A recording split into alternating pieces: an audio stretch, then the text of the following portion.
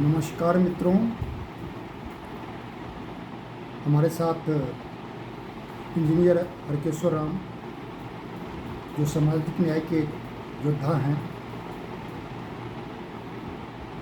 आज बैठे हुए हैं। कर्पूरी नामा में इनका स्वागत है और कर्पूरी नामा शोषित वंचित गरीब लोगों की आवाज़ बनना चाहती है और इसी कड़ी में हरकेश्वर राम जी आज हमारे बीच आए हैं। वो अपने विचार को रखने के लिए हरकेश्वर जी से मैं कुछ बात बोलना चाहता हूँ। ये बात सही है हरकेश्वर राम, आप अनुसूचित जाति जनजाति का प्रतिनिधित्व करते हैं, हम अति पिछड़ा का करते हैं। तो ये अब जो सिचुएशन है, आपका प्रतिनिधित्व रहने के बाद भी, रिजर्वेशन रहने के बाद भी पूना पैक्ट के द्वारा बाबा साहब ने दिया था, उसके बाद भी आपका हक अधिकार छीना जा रहा है। हक अधिकार छीना जा रहा है और आप लोग हाथ पर हाथ रख के बैठे हुए हैं। आखिर कारण क्या है? इस पर हम आपसे जानना चाह रहे हैं कि देश की स्थिति में और बिहार के परिप्रेक्ष्य में, दोनों में जो आपके लीडरान गए हैं, वो लीडरान आपकी आवाज़, आपकी हकमारी के विरुद्ध नहीं आवाज़ उठाते हैं। तो आप इसको किस तरह देखते हैं? आगे क्या उसका रणनीति होना चाहिए जो कि आपके साथ जो हो रहा है, आपके समाज के साथ हो रहा है, उसको हम कैसे दूर कर सकते हैं?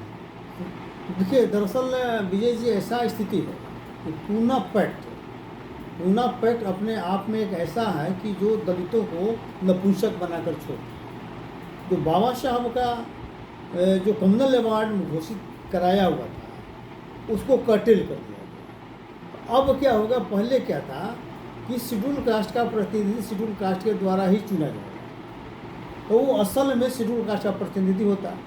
लेकिन आज स्थिति ये है कि शेड्यूल कास्ट के अलावे और सभी लोग मिलकर उसको चुनेंगे, तो नतीजा क्या होता है कि गैर शेड्यूल कास्ट की अधिकतर संख्या होता है, वे लोग जिसको चाहते हैं वही शेड्यूल कास्ट के प्रतिनिधि के रूप में जाते हैं। तो सबसे पहला पूना पैक्ट के कारण जो है ये मान लीजिए स्थिति उत्पन्न हुई है। अब सवाल ये कि हम लोगों का भी ये कहना है कि आप क्षेत्र जो है अलग आप घोषित करिए। क्षेत्र तो घोषित है, जैसे शेड्यूल कास्ट का क्षेत्र घोषित है, जैसे फुलवारी शरीफ विधानसभा क्षेत्र मान लो, उसके बाद फिर मान लीजिए गया में इमामगंज विधानसभा क्षेत्र तो है, लेकिन उस कंस्टिट्यूंसी में जो वोटर्स हैं वो सभी लोग हैं। तो हम लोगों का ये डिमांड, अब ये लड़ाई चल रही है, हम लोगों का ये दिमाग चल रहा है कि जिस तरह से ग्रेजुएट कंस्टिट्यूंसी है, जिस तरह से टीचर कंस्टिट्यूंसी है, तो टीचर कंस्टिट्यूंसी में आप एमएलसी कैसे चुनते हैं? सिर्फ टीचर उसमें वोट देते हैं। उसी तरह से ग्रेजुएट कंस्टिट्यूंसी में कौन वोट देते हैं? सिर्फ ग्रेजुएट वोट देते हैं। उसी तरह से शेड्यूल कास्ट का जितना सीट है, शेड्यूल ट्राइब्स का सीट है, उसी तरह से अलग से आप मतलब कंस्टिट्यूंसी बनाइए जिसमें मतलब शेड्यूल कास्ट के लोग ही वोटर्स हों, ताकि शेड्यूल कास्ट अपना प्रतिनिधित्व चुन सके। तो चूँकि प्रतिनिधित्व मेरा, आप वोट दूसरे के वोट से जीत के जा रहे हैं, वो प्रतिनिधित्व कैसे करेगा? तो ये लाचारी भी है और इसके लिए बृहद तौर पर लड़ाई का हम लोगों ने खाका तैयार किया है और इसी बिंदु को लेकर जनता के बीच हम जाएंगे कि असली प्रतिनिधि वही होगा जो अपने समाज के द्वारा चुन कर जाए।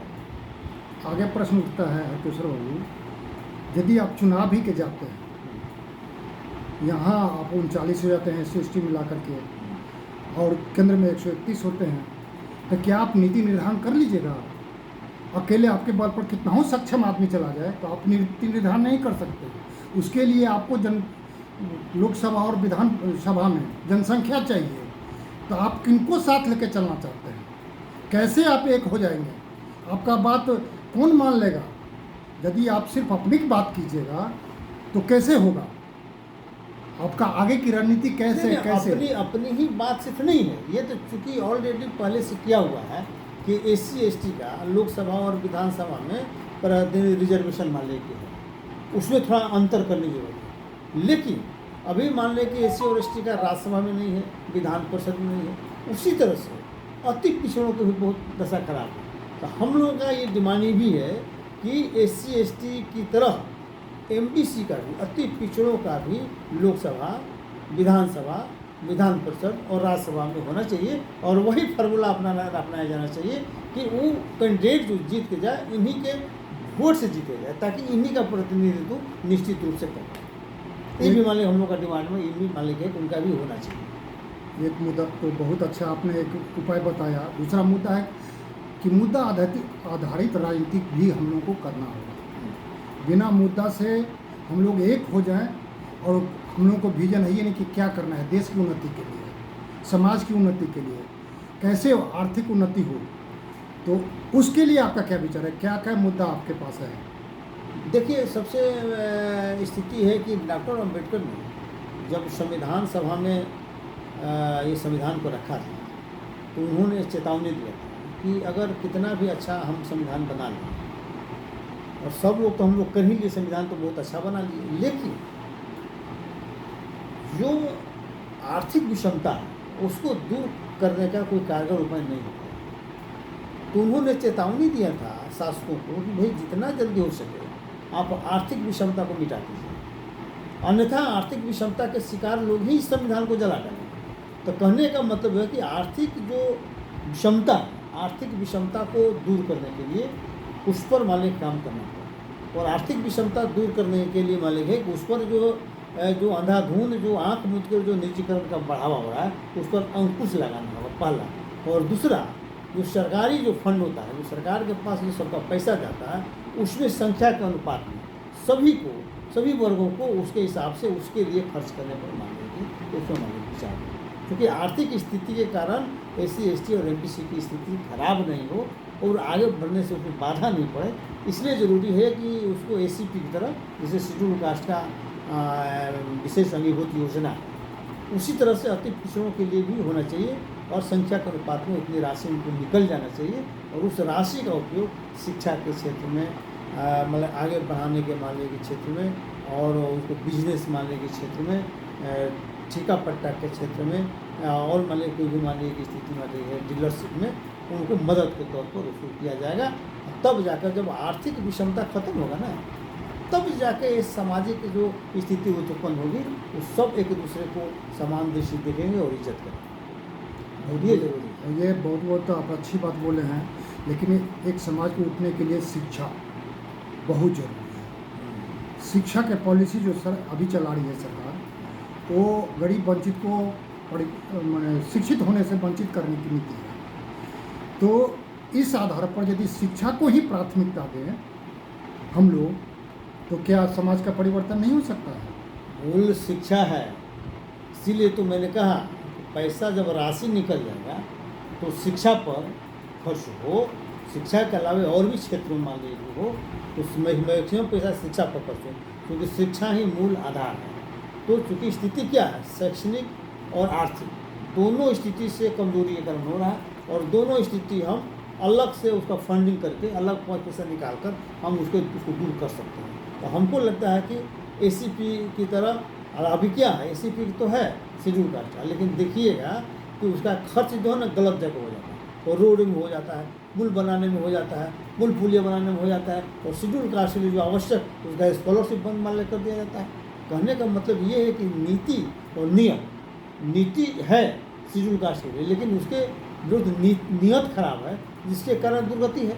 और चूँकि वही नीति जो है, वही नीति बनाने की जरूरत है अति पिछड़ों के लिए भी, और नियत के लिए लड़ाई लड़ने की अलग से जरूरत मान की है। तो दोनों मिलकर, क्योंकि दोनों की समस्या कमोबेश एक ही है, उसको भी सक्षम प्रतिनिधित्व नहीं देने के लिए कोई तैयार है, ना SC/ST को सक्षम और निर्णायक प्रतिनिधित्व देने के लिए तैयार है। तो जब तक सक्षम और निर्णायक प्रतिनिधित्व आपका हर एक क्षेत्र में नहीं होगा, और आप अपने समाज को अन्याय से मुक्ति नहीं दिला सकते हैं, क्योंकि आपको ताकत रहेगा, कहीं आप ताकत के बल पर रहिएगा, निर्णायक पद पर रहिएगा, तब न किसी को आप कम से कम अन्याय से मुक्ति कराइएगा।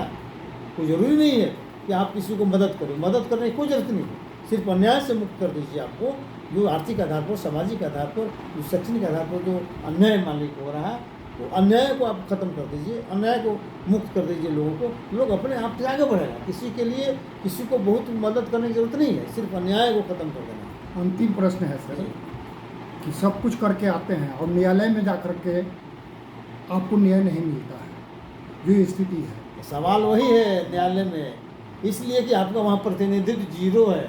और जो व्यवस्था हुआ, बताते हैं कि कोलेजियम सिस्टम 1993 में हुआ, पहले कोलेजियम सिस्टम नहीं था।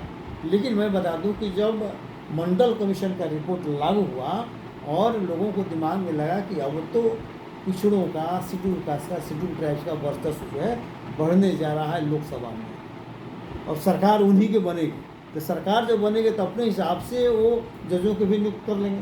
तो ऐसी व्यवस्था उन्होंने कर दिया कि सरकार के बस से अलग कर दिया, कहा कि नहीं, जो सीनियर 5 जज रहेंगे वही कोलिजियम के मालिक मेंबर रहेंगे और चीफ जस्टिस ऑफ इंडिया रहेगा, उन्हीं के नेतृत्व में होगा, और जिसको यहाँ से रिकमेंड होगा उसी को जज बनाया जाएगा। नतीजा क्या हुआ कि उस समय से शुरू हुआ तो आज तक जज का बेटा ही, भतीजा ही, रिश्तेदार ही जज बनता है। इसलिए कि ऊपर वाला अपने हिसाब से वो लोग कर देता है और जो रिकमेंड करता है उसको केंद्र सरकार को मानना होता है। तो ये कोलेजियम सिस्टम को ख़त्म होना चाहिए, और ख़त्म करने के बाद और सरकार के पक्ष में भी नहीं जाना चाहिए कि सरकार जो मंजूर करे। जिस तरह से IAS IPS की बहाली होती है, उसी लिए जजों का नियुक्ति के न्यायिक प्राधिकार भी होना चाहिए, न्यायिक नियुक्ति कमीशन का स्थापना होना चाहिए, और उसमें सभी वर्गों का SC ST OBC MBC सब का जो परसेंटेज है, संख्यानुपात में उनका सक्षम प्रतिनिधित्व सुनिश्चित किया जाएगा, तब जाकर सभी को न्याय मिल पाएगा। इसलिए न्याय के लिए जरूरी है सामाजिक, आर्थिक, शैक्षणिक, अलावे कार्यपालिका मान लें कि है, विधायिका है और न्यायपालिका। तो सब जगह जब आपका समुचित प्रतिनिधित्व, सक्षम और निर्णायक प्रतिनिधित्व हो जाएगा, तब सामाजिक न्याय से, अन्याय से मुक्ति मिलेगी, तब देश मजबूत होगा, देश सशक्त होगा। इसीलिए इसी फंडा पर हम लोग को आगे बढ़ने की जरूरत है। बहुत बहुत धन्यवाद हरकेश्वर बाबू। थैंक यू, आपने थैंक यू।